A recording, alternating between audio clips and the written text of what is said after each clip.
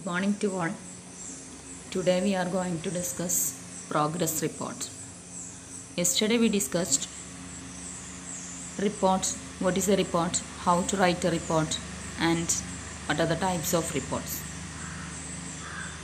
Today we are going to discuss progress report. നമ്മൾ റിപ്പോർട്ടിൻ്റെ വിവിധ ടൈപ്സ്, വ്യത്യസ്ത തരം റിപ്പോർട്ടിനെ കുറിച്ചൊക്കെ ഇന്നലെ നമ്മൾ ചർച്ച ചെയ്തു. ഇനി നമുക്ക് പഠിക്കാനുള്ളത് എന്താണ് പ്രോഗ്രസ് റിപ്പോർട്ട്. അപ്പോൾ പ്രോഗ്രസ് റിപ്പോർട്ടിൻ്റെ ചെറിയൊരു ഭാഗം കഴിഞ്ഞ വീഡിയോയിൽ നമ്മൾ ചെയ്തിട്ടുണ്ട്. അപ്പോൾ എന്താണ് പ്രോഗ്രസ് റിപ്പോർട്ട്, എങ്ങനെയാണ് ഒരു പ്രോഗ്രസ് റിപ്പോർട്ട് എഴുതേണ്ടത്, എപ്പോഴൊക്കെയാണ് പ്രോഗ്രസ് റിപ്പോർട്ട് എഴുതേണ്ടത് എന്നുള്ളതൊക്കെയാണ് പറയാൻ പോകുന്നത്. അപ്പോൾ ജസ്റ്റ് നമുക്ക് സ്റ്റാർട്ട് ചെയ്യാം. First of all we have to discuss what is a progress report. You write progress report to inform a supervisor, associate or customer about progress you have made on a project over a certain period of time. Then the project can be design, construction or repair of something, the study or research of a problem or question, or the gathering of information on a technical subject. അതായത് ഒരു project report അല്ലെങ്കിൽ ഒരു progress report എന്ന് പറയുന്നത്, നിങ്ങൾ എന്തെങ്കിലും ഒരു project അത് 3-4 മാസങ്ങൾ നീണ്ടു നിൽക്കുന്ന അല്ലെങ്കിൽ ഒരു വർഷം നീണ്ടു നിൽക്കുന്ന ഒരു പ്രോജക്റ്റ് നിങ്ങൾ ചെയ്യുകയാണെന്നുണ്ടെങ്കിൽ അപ്പോൾ അതിൻ്റെ പ്രോഗ്രസ്സിനെ കാണിക്കാൻ വേണ്ടിയിട്ട് നിങ്ങൾ തയ്യാറാക്കുന്ന റിപ്പോർട്ടാണ് progress report. So when you write a progress report, you write a progress report when it takes well over 3 or 4 months to complete a project. In the progress report you explain any or all of the following. അതായത് ഒരു progress റിപ്പോർട്ടിൽ നിങ്ങൾ include ചെയ്യിപ്പിക്കേണ്ട കാര്യങ്ങളാണ്. എന്തൊക്കെ ചെയ്യാം? How much of the work is complete, then what part of the work is currently in progress, what work remains to be done, what problems or unexpected things if any has arisen, and how the project is going in general. ഇത്രയും കാര്യങ്ങൾ നിങ്ങൾക്ക് ആ ഒരു progress റിപ്പോർട്ടിൽ discuss ചെയ്യാം. How much of the work is complete, അതായത് നിങ്ങളുടെ work എത്രത്തോളം കംപ്ലീറ്റ് ചെയ്തിട്ടുണ്ട്. And what part of the work is currently in progress, ഇപ്പോൾ ചെയ്തുകൊണ്ടിരിക്കുന്ന ഭാഗം ഏതാണ്. അതുപോലെ തന്നെ what work remains to be done, ഇനി എന്തൊക്കെയാണ് നിങ്ങൾക്ക് ചെയ്യാനുള്ളത്. And what problems or unexpected things if any has arisen, ഇനി നിങ്ങൾ പ്രതീക്ഷിക്കാത്ത വല്ലതും പ്രൊജക്റ്റിനിടയിൽ സംഭവിച്ചോ ഉണ്ടെങ്കിൽ അത്. Then how the project is going in general, അത് മൊത്തത്തിൽ പൊതുവെ നിങ്ങളുടെ പ്രോജക്റ്റ് എങ്ങനെ മുന്നോട്ട് പോകുന്നു. ഇത്രയും കാര്യങ്ങൾ നിങ്ങൾക്ക് ഒരു പ്രോഗ്രസ് റിപ്പോർട്ടിൽ ഉൾപ്പെടുത്താവുന്നതാണ്. Then important functions of progress report. ഇനി എന്തൊക്കെയാണ് ഒരു പ്രോഗ്രസ് റിപ്പോർട്ടിൻ്റെ functions. Reassure part recipients that you are making progress, that the project is going smoothly and that it will be complete by the expected date. അതായത് first point, reassure recipients that you are making progress. അതായത് റെസിപ്പിയൻസിനെ, ആരാണോ recipients അവരെ അറിയിക്കാൻ പറ്റും നിങ്ങൾക്ക് നിങ്ങൾ എത്രത്തോളം ചെയ്തിട്ടുണ്ട്. അതായത് യു ആർ മേക്കിംഗ് പ്രോഗ്രസ്, അതായത് നിങ്ങൾക്ക് പ്രോഗ്രസ് ഉണ്ട് അല്ലെങ്കിൽ നിങ്ങൾ വർക്ക് ചെയ്തുകൊണ്ടിരിക്കുന്നുണ്ട് എന്നറിയിക്കാം. That the project is going smoothly and that it will be complete by the expected date. അതായത് നിങ്ങൾ പ്രതീക്ഷിക്കുന്ന സമയത്ത് നിങ്ങൾക്ക് എക്സ്പെക്റ്റഡ് ഡേറ്റ്, അതായത് ഒരു പ്രത്യേക സമയം ഉണ്ടാവും, നിങ്ങൾക്ക് എന്നാണോ പ്രൊജക്റ്റ് കംപ്ലീറ്റ് ചെയ്യേണ്ടത് അങ്ങനെ ഒരു സമയമുണ്ട്. അപ്പോൾ ആ എക്സ്പെക്റ്റഡ് ഡേറ്റിനുള്ളിൽ നിങ്ങൾ കംപ്ലീറ്റ് ചെയ്യും എന്നുള്ളത് ഉറപ്പ് കൊടുക്കാനും ഒക്കെ സഹായിക്കുന്ന ഒന്നാണ് progress report. Then second one, provide recipients with a brief look at some of the findings or some of the work of the project. അതായത് നിങ്ങളുടെ ഫൈൻഡിങ്സ് എന്തൊക്കെയാണ്, അപ്പോൾ അത് പ്രൊവൈഡ് ചെയ്യാൻ പറ്റും, റെസിപ്പിയൻസിന് നിങ്ങൾക്ക് കൊടുക്കാം. A brief look at some of the findings or some of the work of the project. അതായത് നിങ്ങളുടെ ഫൈൻഡിങ്സ് എന്തൊക്കെയാണ് നിങ്ങൾ കണ്ടെത്തിയത് എന്നുള്ളത് റെസിപ്പിയൻറ്റിനെ അറിയിക്കാൻ പറ്റും. Then third point, give recipient a chance to evaluate your work on the project and to request changes. അതുപോലെ തന്നെ റെസിപ്പിയൻറ്റിനെ നിങ്ങളുടെ പ്രൊജക്റ്റിനെ ഇവാലുവേറ്റ് ചെയ്യാൻ പറ്റും. അതായത് അതുവരെ ചെയ്ത പ്രോജക്റ്റിനെ നിങ്ങൾക്ക് അവർക്ക് എന്ത് ചെയ്യാം, ഇവാലുവേറ്റ് ചെയ്യാം. ഇനി എന്തെങ്കിലും കറക്ഷൻസ് വേണമെന്നുണ്ടെങ്കിൽ അത് നിങ്ങളെ റിക്വസ്റ്റ് ചെയ്യാനും പറ്റും. Then fourth point, give you a chance to discuss problem in the project and thus to forewarn recipients. That is, give you a chance to discuss problems in the project. അതെന്തെങ്കിലും പ്രശ്നങ്ങൾ, ഇപ്പം നിങ്ങൾ ചെയ്ത പ്രൊജക്റ്റിൽ എന്തെങ്കിലും പ്രശ്നങ്ങൾ ഉണ്ടെന്നുണ്ടെങ്കിൽ അതിന് നിങ്ങൾക്ക് ഡിസ്കസ് ചെയ്ത് ആ പ്രോബ്ലത്തെ ഒഴിവാക്കാനുള്ള ഒരു അവസരം കൂടി തരുന്നതാണ്. That is give you a chance to discuss problems. ഇനി നിങ്ങളെന്തെങ്കിലും പ്രോബ്ലംസ് ഫേസ് ചെയ്യുകയാണ്, ചില പ്രൊജക്റ്റ് ചെയ്യുമ്പോൾ നമ്മുടെ മുമ്പിൽ ഫിനാൻഷ്യൽ പ്രോബ്ലംസ്, ഫിനാൻസ് ആണല്ലോ മെയിൻ, അതുപോലെ തന്നെ മറ്റെന്തെങ്കിലും ഇപ്പോൾ പ്രോബ്ലംസ് നിങ്ങൾക്ക് മുമ്പിൽ ഉണ്ട് എന്നുണ്ടെങ്കിൽ അത് നിങ്ങൾക്ക് ഡിസ്കസ് ചെയ്യാം, റെസിപ്പിയൻറ്റുമായിട്ട് ഡിസ്കസ് ചെയ്യാം. Then last point, force you to establish a work schedule so that you will complete the project on time. അതുപോലെ തന്നെ it force you to establish a work schedule. അതുപോലെ തന്നെ ഒരു വർക്ക് ഷെഡ്യൂൾ എസ്റ്റാബ്ലിഷ് ചെയ്യാൻ, സ്ഥാപിക്കാൻ വേണ്ടിയിട്ട് നിങ്ങളെ നിർബന്ധിക്കുകയും ചെയ്യും. അതുകൊണ്ട് തന്നെ നിങ്ങൾക്ക് ആ ഒരു സമയത്തിന് തന്നെ പ്രോജക്റ്റ് കംപ്ലീറ്റ് ചെയ്യാനും പറ്റും. then a project a sense of professionalism to your work and your organization. അതുപോലെ തന്നെ നിങ്ങളിലൊരു പ്രൊഫഷണലിസം കൊണ്ടുവരാനും പറ്റും, അതായത് നിങ്ങൾ സിസ്റ്റമാറ്റിക് ആവും. ഓക്കെ, അപ്പോൾ ഇത്രയും ഫങ്ഷൻസ് ആണ് ഒരു പ്രോഗ്രസ് റിപ്പോർട്ടിന് ഉള്ളത്. അപ്പോൾ ഒന്നുകൂടി പറയാം, reassure recipients that you are making progress, നിങ്ങൾ പ്രോഗ്രസ് ചെയ്യുന്നുണ്ട് എന്നുള്ളത് ഉറപ്പ് കൊടുക്കാൻ പറ്റും. Then provide the recipients with a brief look at some of the findings. Then next, give the recipients chance to evaluate your work and give you a chance to discuss problems. Then force you to establish a work schedule and complete it on time. Then project a sense of professionalism. ഇത്രയും functions ആണ് ഒരു project റിപ്പോർട്ടിന് അല്ലെങ്കിൽ ഒരു progress റിപ്പോർട്ടിന് ഉള്ളത്. Okay, next we have to discuss types of progressive reports.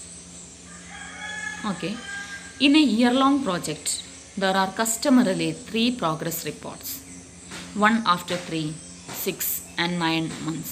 Depending on the size of the progress report, the length and the importance of the project and the recipient, the progress report can be the following forms. നമുക്ക് ഒരു year long പ്രോജക്റ്റിൽ നമുക്ക് 3 തവണ progress report കൊടുക്കാം എന്നാണ് പറയുന്നത്. ഒരു വർഷം നീണ്ടു നിൽക്കുന്ന പ്രൊജക്റ്റ് ആണെന്നുണ്ടെങ്കിൽ നമുക്ക് 3 പ്രാവശ്യം പ്രോഗ്രസ് റിപ്പോർട്ട് കൊടുക്കാം. ഒന്ന് 1 after 3, 3 മാസത്തിന് ശേഷം, ദെൻ 6 and 9 months. അപ്പോൾ 3 മാസത്തിന് ശേഷം, 6 മാസത്തിന് ശേഷം, ദെൻ 9 മാസത്തിൽ. അപ്പം അങ്ങനെ നമുക്ക് 3 തവണ പ്രോഗ്രസ് റിപ്പോർട്ട് കൊടുക്കാം. Depending on the size on the progress reports, the length and importance of the project, അതായത് പ്രോജക്റ്റിൻ്റെ ലെങ്ത്ത്, അതിൻ്റെ പ്രാധാന്യം, അതുപോലെ തന്നെ പ്രോഗ്രസ് റിപ്പോർട്ടിൻ്റെ സൈസ്, അതുപോലെ തന്നെ റെസിപ്പിയൻറ്റ്, അതുപോലെ തന്നെ and progress report can be take the following forms. അതായത് 3 തരത്തിൽ നമ്മൾ പ്രോഗ്രസ് റിപ്പോർട്ടിനെ തിരിച്ചിട്ടുണ്ട്. First one memo, then letter, then formal report. ഇതിൽ first one memo, a short informal report to someone within your organisation. അതായത് ഒരു memo എന്ന് പറയുമ്പോൾ കൊടുക്കുന്നത് a short informal report to someone within your organisation. നിങ്ങളുടെ ഓർഗനൈസേഷനിലുള്ള ഒരാൾക്ക് തന്നെ കൊടുക്കുന്ന ഒരു ഷോർട്ട് ഇൻഫോർമൽ റിപ്പോർട്ടാണ് മെമ്മോ. ഇൻഫോർമലാണ്, ഓക്കെ, ഇൻഫോർമലാണ്, ഷോർട്ടാണ്. അതുപോലെ തന്നെ അത് കൊടുക്കേണ്ടത് നമ്മുടെ തന്നെ ഓർഗനൈസേഷനിലാണ് കൊടുക്കേണ്ടത്. ഇതാണ് മെമ്മോ. അതുപോലെ തന്നെ ലെറ്റർ എന്ന് പറയുമ്പോൾ കുറച്ചും കൂടി ഡിഫറൻസ് ഉണ്ട്. ഷോർട്ടാണ്, മെമ്മോയെ പോലെ തന്നെ ഷോർട്ടാണ്, ഇൻഫോർമലാണ്, but it is send to someone outside your organisation. നിങ്ങളുടെ ഓർഗനൈസേഷൻ്റെ പുറമേക്കാണത് കൊടുക്കേണ്ടത്. ലെറ്റർ കൊടുക്കുമ്പോൾ ഓർഗനൈസേഷൻ്റെ പുറമേക്കാണ്. Then third point, formal reports. Okay, ഇതാണ് മെയിനായിട്ടുള്ള പ്രോഗ്രസീവ് റിപ്പോർട്ട്. നോക്കൂ, formal report, a formal report send to someone outside your organisation. അതായത് ഫോമലാണ്, മറ്റേത് രണ്ടും മെമ്മോയും ലെറ്ററും എന്തായിരുന്നു, ഇൻഫോമലാണ്. പക്ഷെ അതേസമയം ഫോമൽ റിപ്പോർട്ട് എന്ന് പറയുന്നത് ഫോമലാണ്, that is send to someone outside your organisation. അതായത് നിങ്ങളുടെ ഓർഗനൈസേഷൻ്റെ പുറത്തേക്കാണ് അത് കൊടുക്കേണ്ടത്. അപ്പോൾ ഇത്രയും ടൈപ്സാണ് progressive reports, memo, letter and formal reports. ഇനി നമുക്ക് പറയാനുള്ളത് structure of a progressive report. അതായത് ഒരു പ്രോഗ്രസീവ് റിപ്പോർട്ടിൻ്റെ അല്ലെങ്കിൽ പ്രോഗ്രസ് റിപ്പോർട്ടിൻ്റെ സ്ട്രക്ചറിനെ കുറിച്ചാണ്. In your progress memo or reports you also need to include the following sections. അതായത് ഒരുപാട് സെക്ഷൻസ് നിങ്ങൾ ഇൻക്ലൂഡ് ചെയ്യിപ്പിക്കേണ്ടതുണ്ട്. അത് ടൈം പീരീഡ്, ഇൻട്രൊഡക്ഷൻ, അതുപോലെ തന്നെ ബോഡി, കൺക്ലൂഷൻ എന്നൊക്കെ പറഞ്ഞിട്ട് നമുക്കതിനെ തിരിക്കാവുന്നതാണ്. അപ്പോൾ നമുക്ക് സ്ട്രക്ചർ നോക്കാം. The recipient of a progress report wants to see what you have accomplished on the project, what you are working on now, what you plan to work on next, and how the project is going in general. നമ്മൾ നേരത്തെ discuss ചെയ്തതാണ് ഒരു progress റിപ്പോർട്ടിൽ നിങ്ങൾ എന്തൊക്കെയാണ് report ചെയ്യേണ്ടത് എന്നുള്ളതാണ്. What you are working on now, ഇപ്പോൾ നിങ്ങൾ എന്താണ് ചെയ്തുകൊണ്ടിരിക്കുന്നത്, and what you plan to work on next, അടുത്തത് എന്താണ് ചെയ്യാൻ ഉദ്ദേശിക്കുന്നത്, and how the project is going on in general. അപ്പോൾ പൊതുവേ നിങ്ങളുടെ പ്രൊജക്റ്റ് എങ്ങനെ പോകുന്നു എന്നൊക്കെയാണ് നിങ്ങൾ അതിൽ പ്രിപ്പയർ ചെയ്യേണ്ടത്. So to report this information you combine 2 of these organisational strategies. അപ്പോൾ നിങ്ങളിതിൽ ഒരു പ്രോഗ്രസ് റിപ്പോർട്ട് എഴുതുമ്പോൾ 2 ഓർഗനൈസേഷണൽ സ്ട്രാറ്റജിയാണ് നിങ്ങൾ കമ്പൈൻ ചെയ്യേണ്ടത്. ഒന്ന് ടൈം പീരീഡും മറ്റൊന്ന് പ്രൊജക്റ്റ് ടാസ്ക്. അപ്പോൾ സമയവും അതുപോലെ തന്നെ പ്രൊജക്റ്റിൻ്റെ ടാസ്ക് എന്താണ്, ഇത് രണ്ടും കമ്പൈൻ ചെയ്ത് കൊണ്ടുപോകേണ്ട ഒന്നാണ്. ഓർ റിപ്പോർട്ട് ടോപ്പിക്സ് അല്ലേ, project task or report topics. So time period എന്താണെന്നുള്ളത് നോക്കാം. A progress report usually summarises work within each of the following: work accomplished in the proceeding periods, then work currently being performed, work planned for the next period. അതായത് a progress report usually summarises work within each of the following. സാധാരണ ഒരു time period എന്നുള്ളതുകൊണ്ട് ഉദ്ദേശിക്കുന്നത് work accomplished in the preceding period, അതായത് ഇതുവരെ ഉണ്ടായിരുന്ന work എന്തൊക്കെയാണ് നിങ്ങൾ ചെയ്തത്. Then work currently being performed, ഇനിയിപ്പോൾ ചെയ്തുകൊണ്ടിരിക്കുന്ന വർക്കുകൾ. അതുപോലെ തന്നെ work planned for the next period, അതായത് അടുത്ത പീരീഡിലേക്ക് ചെയ്യാൻ ഉദ്ദേശിക്കുന്ന കാര്യങ്ങൾ. അപ്പോൾ ഈ രീതിയിൽ നിങ്ങൾക്ക് ടൈം പീരീഡ് കാൽക്കുലേറ്റ് ചെയ്യാം. ദെൻ ഇൻട്രൊഡക്ഷൻ, നമ്മൾ നേരത്തെ പറഞ്ഞിട്ടുണ്ട് അക്കാദമിക് റൈറ്റിങ്ങിന് ഇൻട്രൊഡക്ഷൻ അത്യാവശ്യമാണ്, അല്ല ഒരു ഫോമൽ ഇൻട്രൊഡക്ഷൻ ഉണ്ടായിരിക്കണം എന്നുള്ളത്. So, review the details of your project's purpose, scope and activities. This will aid recipients who are unfamiliar with the project, who do not remember certain details or who want to double check your approach to the project. അതായത് നിങ്ങളുടെ project അറിയാത്ത ഒരാൾക്ക് നിങ്ങളുടെ introductory session വായിച്ചു കഴിഞ്ഞാൽ അതിൻ്റെ purpose എന്താണ്, നിങ്ങളുടെ പ്രൊജക്റ്റിൻ്റെ പർപ്പസ് എന്താണ്, സ്കോപ്പ് എന്താണ്, ആക്ടിവിറ്റീസ് എന്തൊക്കെയാണ് നിങ്ങൾ ചെയ്യാൻ ഉദ്ദേശിക്കുന്നത്, ഇതൊക്കെ നിങ്ങളുടെ ഇൻട്രൊഡക്ഷനിൽ നിന്നും അവർക്ക് കിട്ടേണ്ടതാണ്. സോ അത്തരത്തിലുള്ളതായിരിക്കണം നിങ്ങളുടെ ഇൻട്രൊഡക്ഷൻ എന്ന് പറയുന്നത്. So the introduction can contain the following. അപ്പോൾ ഇൻട്രൊഡക്ഷനിൽ നിങ്ങൾ ഇൻക്ലൂഡ് ചെയ്യിപ്പിക്കേണ്ടത് എന്തൊക്കെയാണ് എന്നുള്ളതാണ് നോക്കാം. Purpose of the project. First purpose of the project, അതായത് പ്രോജക്റ്റിൻ്റെ purpose. Then specific objectives of the project, അതുപോലെ തന്നെ പ്രോജക്റ്റിൻ്റെ സ്പെസിഫിക് ഒബ്ജക്റ്റീവ്സ്, എന്തൊക്കെയാണ് objectives. Then scope, limits of the project, എന്തൊക്കെയാണ് അതിൻ്റെ സ്കോപ്പ്, വ്യാപ്തി എത്രത്തോളം ഉണ്ട്, അതല്ലെങ്കിൽ അതിൻ്റെ ലിമിറ്റേഷൻസ് എന്തൊക്കെയാണ്. Okay. Then date the project began, date the project is scheduled to be completed, നിങ്ങൾ പ്രോജക്റ്റ് തുടങ്ങിയ ഡേറ്റ്, അതുപോലെ തന്നെ നിങ്ങൾ കംപ്ലീറ്റ് ചെയ്യാൻ ഉദ്ദേശിക്കുന്ന ഡേറ്റ്. ഓക്കെ.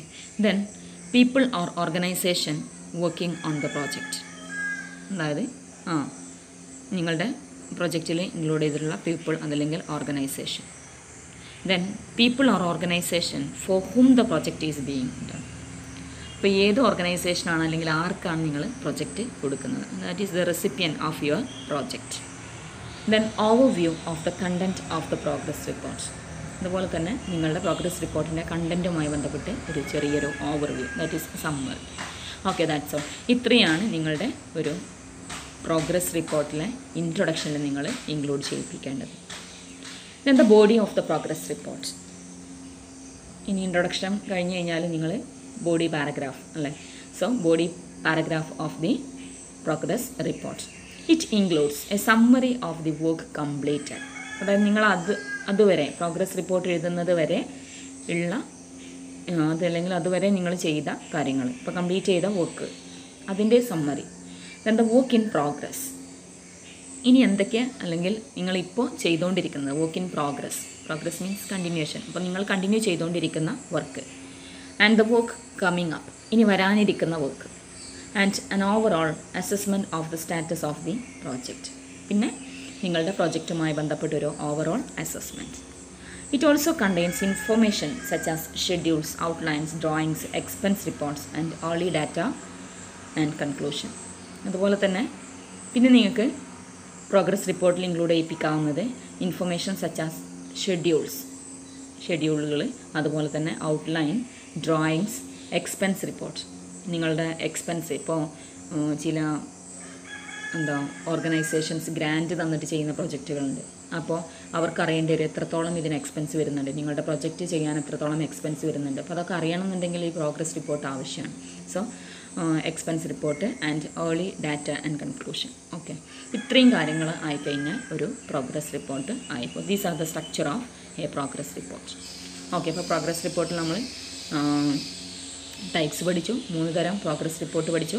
അതുപോലെ തന്നെ അതിൻ്റെ സ്ട്രക്ചർ പഠിച്ചു, എപ്പോഴേക്കാണ് അല്ലെങ്കിൽ ഫങ്ഷൻസ് പഠിച്ചു, എവിടേക്കാണ് നമ്മൾ പ്രോഗ്രസ് റിപ്പോർട്ട് ആവശ്യമായിട്ട് വരുന്നത് എന്നൊക്കെ പഠിച്ചു. ഓക്കെ അല്ലേ? ഓക്കെ, ദെൻ നമുക്ക് സർവേയിലേക്ക് മൂവ് ചെയ്യാം. അപ്പോൾ ഈ ചാപ്റ്ററിൽ ഡിസ്കസ് ചെയ്യുന്ന അവസാനത്തെ ടോപ്പിക്കാണ് survey. So what is A survey? Surveys are ways in which direct information gathering happens, not from published sources but straight from the real world. Surveys are generally conducted through questionnaires, but there is not much difference between the term survey and questionnaire. അപ്പോൾ നോക്കൂ, survey എന്താണ് എന്നുള്ളത്. These are the ways in which direct information gathering happens. അതായത് direct information gathering ആണ് ഒരു survey എന്ന് പറയുന്നത്. നേരിട്ട് നമ്മൾ ഇൻഫർമേഷൻസിനെ കളക്ട് ചെയ്യുന്നതാണ്. നോട്ട് ഫ്രം പബ്ലിഷ്ഡ് സോഴ്സസ്, ഇതല്ലെങ്കിൽ എവിടെ നിന്നല്ല, പബ്ലിഷ്ഡ് സോഴ്സിൽ നിന്നല്ലാണ്ട് നേരിട്ട് റിയൽ വേൾഡിൽ നിന്ന് നമ്മൾ എടുക്കുന്ന ഇൻഫർമേഷനെയാണ്, അല്ലെങ്കിൽ ആ ഇൻഫർമേഷൻ എടുക്കുന്നതിനെയാണ് നമ്മൾ എന്ത് പറയുക, സർവേ എന്ന് പറയാം. Okay, surveys are generally conducted through questionnaires. സാധാരണയായിട്ട് സർവേ നമ്മൾ കണ്ടക്ട് ചെയ്യുന്നത് ക്വസ്റ്റ്യനെയേഴ്സ് വെച്ചിട്ടാണ് സർവേ കണ്ടക്ട് ചെയ്യുന്നത്. പക്ഷേ ചെറിയൊരു ഡിഫറൻസ് അല്ലേ, അത്രത്തോളം പറയത്തക്ക ഡിഫറൻസ് ഒന്നും ക്വസ്റ്റ്യനെയറും സർവേയും തമ്മിലില്ല. പക്ഷെ എന്നിരുന്നാലും there may be some differences. നോക്കൂ, difference between survey and questionnaire. Survey is A type of direct information gathering in which you directly observe and record. Survey എന്ന് പറയുമ്പോൾ it's A type of direct information gathering. നേരത്തെ നമ്മൾ പറഞ്ഞു direct information gathering ആണ്, നേരിട്ട് നമ്മൾ information എടുക്കുന്നതാണ്. So in which you directly observe and record. നിങ്ങൾ ഒബ്സർവ് ചെയ്തിട്ട് നിങ്ങൾ റെക്കോർഡ് ചെയ്യുന്നതിനെയാണെന്ന് പറയാം സർവേ എന്ന് പറയുന്നത്. സോ ഫോർ എക്സാമ്പിൾ, ഇതിനൊരു എക്സാമ്പിൾ നോക്കൂ. A municipality might assign the task of counting traffic at an intersection to determine whether a stop light is needed. അതായത് ഈ ട്രാഫിക് ഇൻ്റർസെക്ഷനിൽ പിന്നെ ഈ സ്റ്റോപ്പ് ലൈറ്റ് ആവശ്യമാണോ അല്ലയോ എന്നറിയാൻ വേണ്ടിയിട്ട് ഒരു മുനിസിപ്പാലിറ്റി അസൈൻ ചെയ്യുന്ന ടാസ്ക്, അതായത് കൗണ്ടിങ് ട്രാഫിക് എന്ന് പറയുന്ന ആ ഒരു ടാസ്ക്, അത് സർവേക്ക് എക്സാമ്പിളാണ്. അപ്പോൾ നമ്മളത് ഒബ്സർവ് ചെയ്തിട്ട് കൗണ്ട് ചെയ്യുകയാണ് ചെയ്യുന്നത് അല്ലേ. അപ്പോൾ this is the survey. Then questionnaire. It is a kind of direct information gathering in which you gather people's opinion, preference, demographic data through in person, print or electronic means. അതായത് questionnaire എന്ന് പറയുമ്പോൾ നമ്മൾ ഇതിലും information direct information gathering ആണ്. പക്ഷേ നമ്മൾ information ശേഖരിക്കുന്നത് ആളുകളിൽ നിന്നാണ്, അല്ലെങ്കിൽ പീപ്പിൾസ് ഒപ്പീനിയൻ അല്ലേ, പ്രിഫറൻസസ്, ആളുകളുടെ അഭിപ്രായങ്ങൾ കൂടി ഉൾപ്പെടുത്തിക്കൊണ്ടാണ് നമ്മൾ ക്വസ്റ്റ്യനെയറിൽ പ്രിപ്പയർ ചെയ്യുന്നത്. അപ്പോൾ ക്വസ്റ്റ്യനെയറും സർവേയും തമ്മിലുള്ള ഡിഫറൻസ് എന്ന് പറയുന്നത്, സർവേ എന്ന് പറയുമ്പോൾ അത് നമ്മൾ ഒബ്സർവ് ചെയ്തിട്ട് നമ്മൾ റെക്കോർഡ് ചെയ്യുന്നു. രണ്ടാമത്തെ ക്വസ്റ്റ്യനെയർ എന്ന് പറയുമ്പോൾ പീപ്പിൾസ് ഒപ്പീനിയൻ അല്ലേ, we gather people's opinion, preference, demographic data through in person, in print or electronic means. Okay, then ഇത്രയാണ് ക്വസ്റ്റ്യനെയറും സർവേയും തമ്മിലുള്ള ഡിഫറൻസ് എന്ന് പറയുന്നത്. ഇനി നമുക്ക് ക്വസ്റ്റ്യനെയറിൻ്റെ ഡിസൈൻ നോക്കാം. എങ്ങനെയാണ് ക്വസ്റ്റ്യനെയർ ഡിസൈൻ ചെയ്യുന്നത്? Writing an effective series of question is A vital part of conducting survey. You must think carefully about what your aims are and how to achieve them in the simplest way. There is no value in collecting mass of information that is irrelevant to your topic. നോക്കൂ, അപ്പോൾ ഒരു effective series of question survey conduct ചെയ്യണമെന്നുണ്ടെങ്കിൽ നമുക്ക് questionnaire അത്യാവശ്യമാണ്. അപ്പോൾ എങ്ങനെ questionnaire design ചെയ്യാം? Limit the number of questions so the respondent can answer them in a minute or two. Questionnaire ചെയ്യുമ്പോൾ നമ്മൾ ശ്രദ്ധിക്കേണ്ട കാര്യങ്ങളാണ്. ഒന്ന്, limit the number of questions so the respondent can answer them in a minute or two. അതായത് 1 മിനിറ്റിലോ അല്ലെങ്കിൽ 2 മിനിറ്റിലോ complete ചെയ്യാൻ പറ്റുന്ന answer ആവണം. അപ്പോൾ ആ രീതിയിലുള്ള ക്വസ്റ്റ്യൻസാണ് നിങ്ങൾ ചെയ്യേണ്ടത്. Okay, the long and complicated questionnaire will not receive accurate replies. അത് നിങ്ങളുടെ ക്വസ്റ്റ്യനെയർ ലോങ് ആണെന്നുണ്ടെങ്കിൽ നിങ്ങൾ ഉദ്ദേശിക്കുന്ന രീതിയിലുള്ള കൃത്യമായിട്ടുള്ള മറുപടി കിട്ടിക്കൊള്ളണം എന്നില്ല. Next, keep questions clear and simple and not too personal. അതായത് നിങ്ങളുടെ ക്വസ്റ്റ്യൻ സിമ്പിളായിരിക്കണം, ക്ലിയർ ആയിരിക്കണം. പക്ഷേ പേഴ്സണൽ ക്വസ്റ്റ്യൻസ് കൂടുതലാവാൻ പാടില്ല, ടു പേഴ്സണൽ ആവാൻ പാടില്ല. അതായത് കൂടുതൽ വ്യക്തിപരമായിട്ടുള്ള ക്വസ്റ്റ്യൻസ് ആവരുത്. Then balance closed questions and open questions. അതുപോലെ തന്നെ ക്ലോസ്ഡ് ക്വസ്റ്റ്യൻസും ഓപ്പൺ ക്വസ്റ്റ്യൻസും.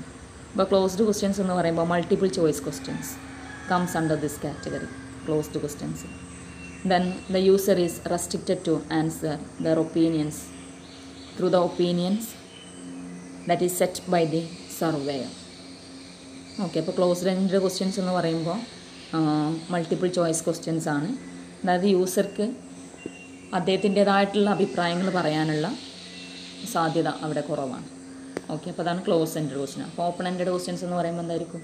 ഒപ്പീനിയൻസ് പറയാൻ പറ്റും. ഓക്കെ, സോ ക്ലോസ് എൻഡ് ക്വസ്റ്റ്യൻസും അതുപോലെ തന്നെ ഓപ്പൺ എൻഡ് ക്വസ്റ്റ്യൻസും ബാലൻസ് ചെയ്ത് യൂസ് ചെയ്യാം. അതായത് ഒന്നുകിൽ ക്ലോസ് എൻഡ് ക്വസ്റ്റ്യൻസ് മാത്രം ആവരുത്, അതല്ലെങ്കിൽ ഓപ്പൺ എൻഡ് ക്വസ്റ്റ്യൻസ് മാത്രം ആവരുത് എന്നുള്ളത്.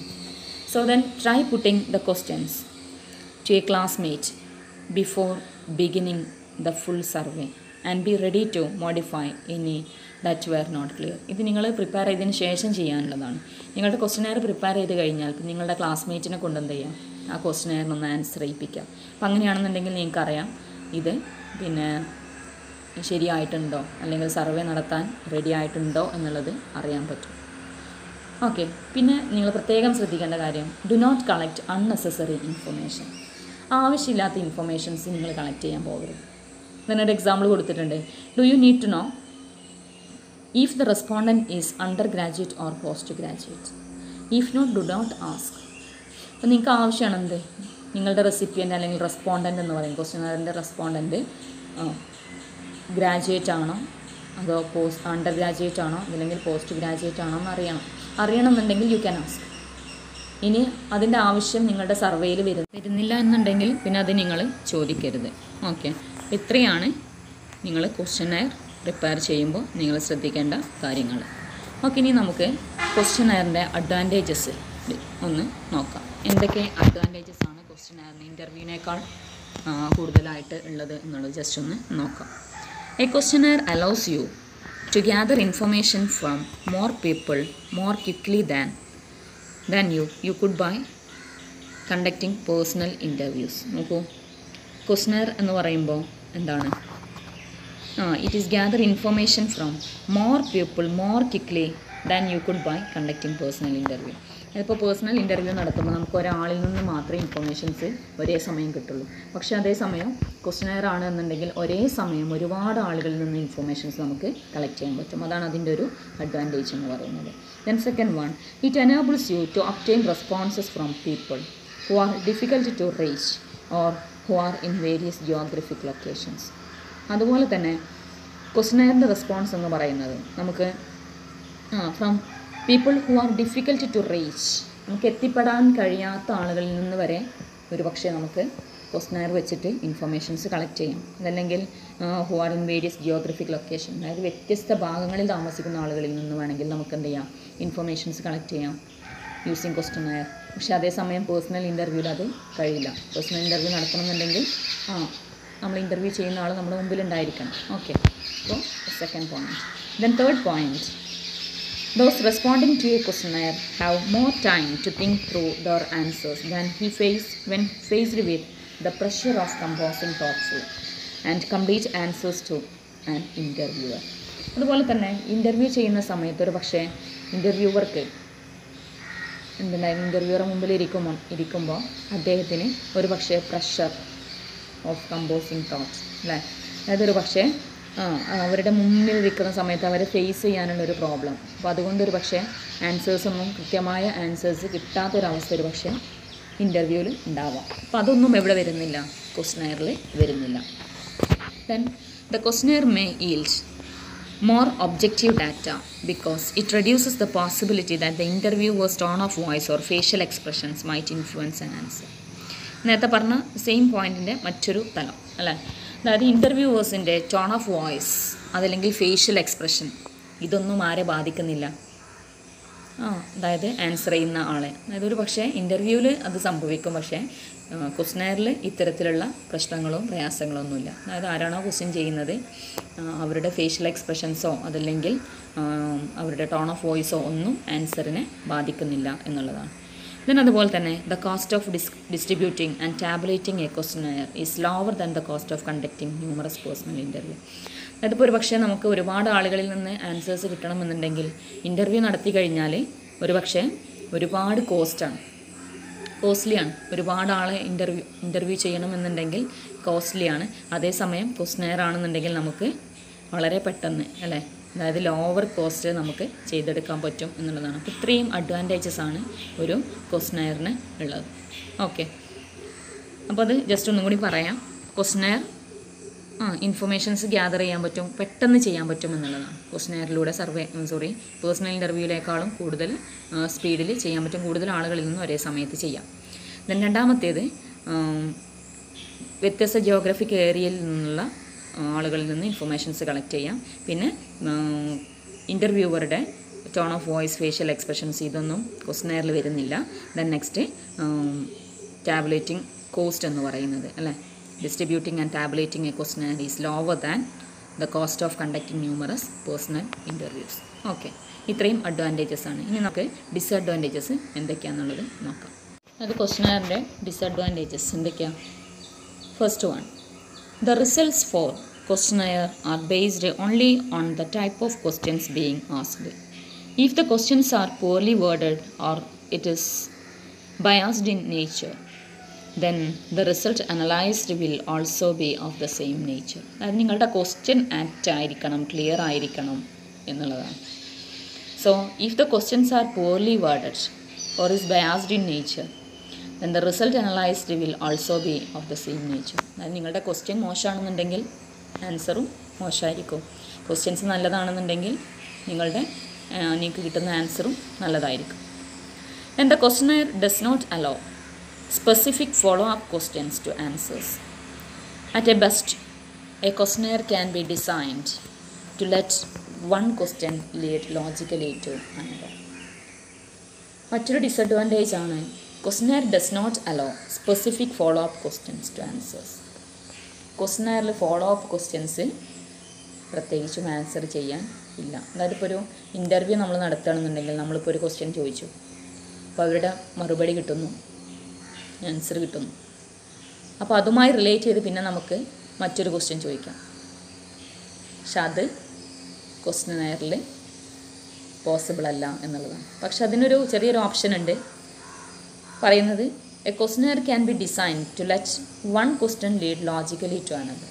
പക്ഷെ നമുക്ക് ചെയ്യാൻ പറ്റുന്നതാണെന്ത്, ഒരു ക്വസ്റ്റ്യൻ മറ്റൊരു ക്വസ്റ്റ്യനിലേക്ക് ലീഡ് ചെയ്യുന്നതാവാം. ഇപ്പോൾ ഒരു പ്രോഡക്റ്റ് നിങ്ങൾക്ക് ഇഷ്ടമാണോ? ഇഷ്ടമാണ്. ഇഷ്ടമാണെങ്കിൽ എന്തുകൊണ്ട്? ഇഷ്ടമല്ലെങ്കിൽ എന്തുകൊണ്ട്? അപ്പോൾ ആ രീതിയിൽ നമുക്ക് വേണമെങ്കിൽ ലീഡ് ചെയ്ത് ചോദിക്കാം. പക്ഷെ എന്നിരുന്നാലും അവിടെ ലിമിറ്റേഷൻസ് ഉണ്ട്. Okay, then another disadvantage, distributing questionnaires and waiting for replies may take considerably longer than conducting personal interviews. ഇത് സമയമെടുക്കും എന്നുള്ളതാണ്. പക്ഷേ ഒരു തരത്തിൽ ഒരുപാട് ആളുകളിൽ നിന്ന് കിട്ടുന്നതുകൊണ്ട് സമയമെടുക്കുമെന്ന് പറയാനും കഴിയില്ല. പക്ഷേ എന്നിരുന്നാലും ഒരാളെ സംബന്ധിച്ചിടത്തോളം distributing questionnaires and waiting for replies, questionnaire distribute ചെയ്യുന്നു, എന്നിട്ട് റിപ്ലൈക്ക് വേണ്ടി വെയിറ്റ് ചെയ്യുന്നു. It may take considerably longer than conducting personal interview. പക്ഷേ പേഴ്സണൽ ഇൻ്റർവ്യൂ നടത്തുന്നതിനേക്കാളും ലോങ്ങറാണ് എന്നുള്ളതാണ്. ഓക്കെ, സോ ഇത്രയാണ് ഡിസഡ്വാൻറ്റേജസ് ആയിട്ട് പറയപ്പെടുന്നത്. ഓക്കെ, അപ്പോൾ ഇന്ന് നമ്മൾ ചർച്ച ചെയ്തത് സർവേ അല്ലേ, സർവേയുടെ എന്താണ് സർവേ എന്ന് പഠിച്ചു. ദെൻ സർവേയും ക്വസ്റ്റനെയറും തമ്മിലുള്ള ഡിഫറൻസ് പഠിച്ചു. ദെൻ എങ്ങനെയാണ് ഒരു സർവേ അല്ലെങ്കിൽ ഒരു ക്വസ്റ്റനെയർ കണ്ടക്ട് ചെയ്യുന്നത് എന്ന് പഠിച്ചു. ദെൻ ക്വസ്റ്റനെയറിൻ്റെ അഡ്വാൻറ്റേജസ് ആൻഡ് ഡിസഡ്വാൻറ്റേജസ്. ഇത്രയും കാര്യങ്ങളാണ് നമ്മളിന്ന് ചർച്ച ചെയ്തത്.